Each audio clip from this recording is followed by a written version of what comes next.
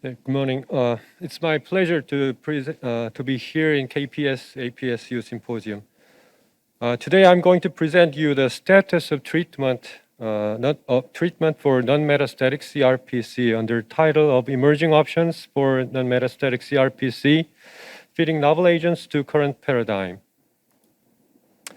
As a matter of fact, just wait and see until metastasis occurs was all we can do for non-metastatic CRPC until 2018. This figure is a treatment flow for non-metastatic CRPC by NCCN guideline before 2018. Although secondary hormone therapy was recommended for high-risk patients with PSA doubling time fewer than 10 months, no clinical benefit had been proved by a randomized trial. However, the paradigm shift has occurred in management of non-metastatic CRPC by two game changers. One of them is novel second-generation AR signaling inhibitors, and the other is molecular imaging, including PET. More sensitive imaging modalities, including PSMA PET, is useful for detecting unfound cancer lesion by conventional imaging, but their excellent performance gives new treatment dilemma to clinicians. As covered in the previous session, PSMA PET detected metastatic lesions in 55% of non-metastatic CRPC patients despite negative conventional imaging. So the question is current non-metastatic CRPC really non-metastatic, or is it an early phase of metastatic CRPC actually? Because imaging study of CRPC was spoken earlier this session, I'm going to focus on ARSIs. These are currently available second-generation ARSIs. Unlike others, darolutamide has low blood-brain barrier penetration profile due to its unique structure and theoretically has lower CNS toxicity. You can see here current clinical trials in non-metastatic CRPC. Those are Spartan for apalutamide, Prosper for enzalutamide, and Aramis for darolutamide. These trials have almost identical study design and share metastasis-free survival as primary endpoint. In initial reports of these trials, the primary endpoint has been met and all the drugs have been demonstrated significantly reduced risk of metastasis or death.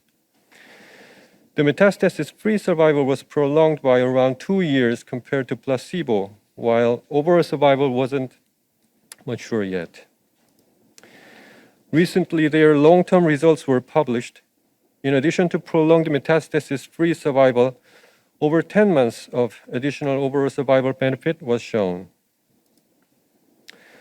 In the context of adverse events, those ARSIs showed comparable results to placebo. Notably, darolutamide presented lower incidence of adverse events, including fatigue, falls, fractures, and mental impairment disorders, although it wasn't proved by a head-to-head comparison. So currently, these three ARSIs are competing each other in the land of non-metastatic CRPC. Providing right drug to right patients at right time is paramount for contemporary cancer therapy. In guiding choice of ARSIs for non-metastatic CRPC, biomarkers can help through prediction and prognostication of the treatment. Changes in PSA value are used to inform treatment decision in CRPC. However, it isn't well elucidated whether PSA progression during ARSI treatment is adequate to predict clinical progression of non-metastatic CRPC. In a post-hoc study of Prosper cohort, radiographic progression often occurred without PSA progression. So the author said that any increase in PSA warrant closer monitoring. In another post-hoc analysis of Prosper trial, presented in this year's ASCO GU, patients were stratified into 4 groups on the basis of the level of PSA decline at nadir, and the overall survival and metastasis-free survival between these groups were assessed. They demonstrated that the depth of PSA response at nadir was strongly associated with overall survival and metastasis-free survival with a dose-response relationship. Therefore, they concluded that among patients in the PROSPER trial receiving enzalutamide, the degree of PSA response was strongly associated with survival outcomes. In a post-hoc analysis of Spartan study, the Decipher genomic classification platform was used to evaluate the molecular subtypes associated with a decrease in PSA value and survival outcomes. Apalutamide was significantly associated with improved metastasis-free survival for patients with both high and low Decipher scores.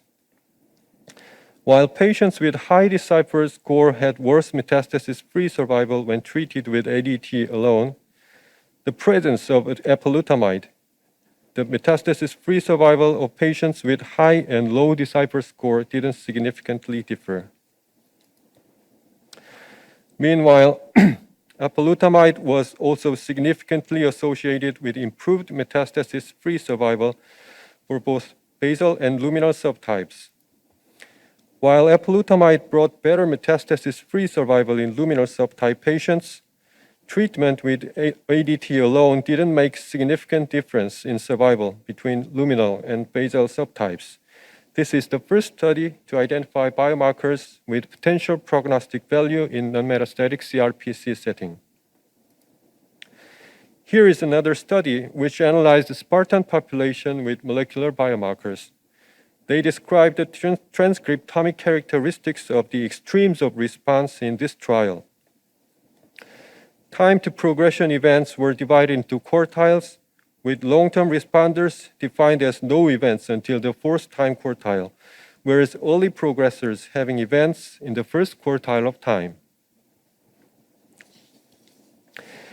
In the apalutamide treatment group, transcriptional signatures of T-cell stimulations as well as antigen presentation were enriched in baseline tissue of long-term responders. Also, long-term responders had lower levels of tumor vascularization and proliferative capacity signatures. But none of these signatures were associated with long-term response in the placebo group. In the placebo group, signatures of increased hormonal independence and metastatic capacity were associated with early progressors. There has previously been suggestion that tumors with luminal expression patterns are more responsive to apalutamide.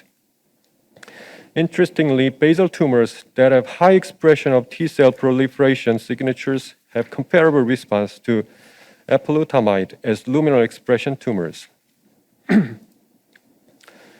Following data cutoff for the primary analysis of metastasis-free survival in ARAMIS trial, patients in the placebo arm who had not yet progressed could cross over to darolutamide, and patients in the darolutamide arm could continue in the open label portion. At the end of final analysis, the median treatment duration for patients randomized to darolutamide was 25.8 months for the combined double-blinded and open label period. The increase in the incidence of any grade adverse events and serious adverse events from the end of the double-blind period to the end of the overall observation period was small. They concluded that with longer durations of follow-up, darolutamide remained well tolerated without new safety signals. As no randomized controlled trials or head-to-head comparisons have directly compared these drugs for non-metastatic CRPC, guidelines from NCCN or ESMO don't suggest any preferences for one over the others yet. However, to address the paucity of comparative evidence to evaluate the benefit and risk of this treatment, several indirect comparisons were performed using data from ARAMIS, Spartan, and PROSPER. Network meta-analyses based on the most recent data have shown that apalutamide was the best option for metastasis-free survival. Meanwhile, regarding overall survival, darolutamide ranked first, followed by enzalutamide and apalutamide. And regarding adverse events, also darolutamide ranked first, followed by enzalutamide and apalutamide. So these are my take-home messages. Treatment landscape of non-metastatic CRPC is evolving. Novel second-generation ARSIs could delay metastasis and prolong survival of patients with non-metastatic CRPC. Blood genomic and transcriptomic biomarkers may help tailoring treatment of high-risk non-metastatic CRPC by prediction and prognostication of ARSIs. Darolutamide seems to have more favorable safety profiles and survival outcomes. Thank you.